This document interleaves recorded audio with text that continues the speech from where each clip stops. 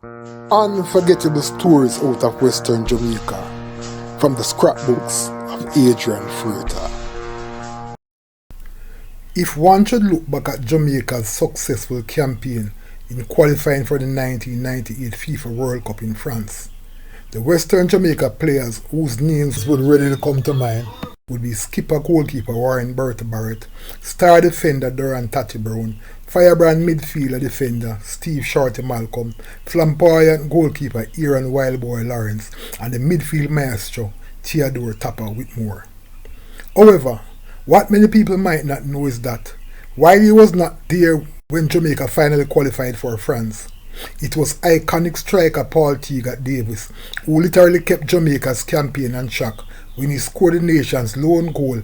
in a crucial 1-0 win against Suriname, which reignited what was a struggling campaign. In this edition of Lest You Forget, we will be looking back at the day Tegat was elevated from just a mere Jamaican star into a highly respected Caribbean icon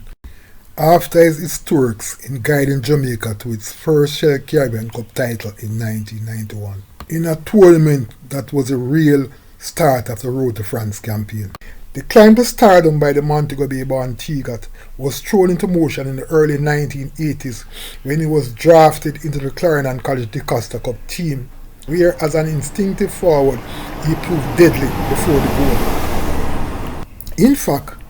Tegat was proven to be such a classic goal scorer that he got called up for the national senior team as a schoolboy in 1982.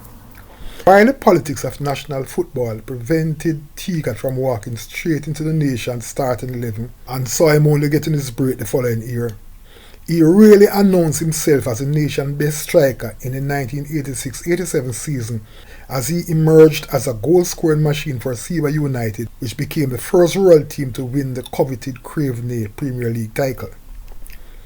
Tegat went on to polish off the season by scoring St. James's 2 goals in the inaugural Battle of the City clash against Casafa, a feat that turned the spotlight on Western Jamaica's football. After strengthening his game with trial stints in England and professional contracts in Finland and Israel, Tegat's greatest moment wearing the national colours came in the 1991 Shell Caribbean Cup, which was played here in Jamaica. After dominating the early phase of the competition, which qualified Jamaica for the final,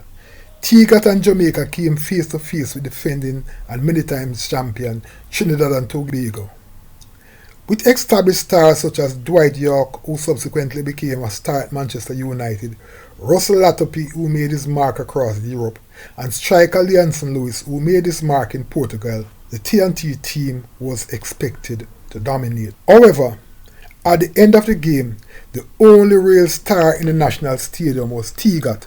who not only scored the first goal in Jamaica's 2-1 win, but emerged as the tournament's MVP and top striker in the Caribbean.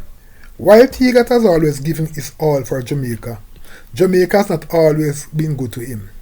In one sad incident in 1987, he delayed his return to Israel to represent Jamaica in a Pan-Caribbean game against Cuba at the National Stadium. During the game, he suffered a broken leg and was pretty much hauled off the field and left on the sideline in the pouring rain until the end of the game without being given any medical attention. When Tegat decided to hang up his boots in 1997 to allow him more time with his wife Barbara, better known as June, and his children, he was then Jamaica's all-time leading goal scorer with some 33 goals between full-time internationals and friendly games. Tegat has since moved on to being a very successful coach and had the enviable distinction of coaching Montego Bay United, his old team, to the Premier League title. In looking back at that fantastic 1991 Shell Cup Caribbean tournament when Tegat became the king of the Caribbean, there is no question that his successful story was one of those unforgettable stories out of Western Jamaica. Unforgettable stories out of Western Jamaica from the scrapbooks of Adrian Freighter.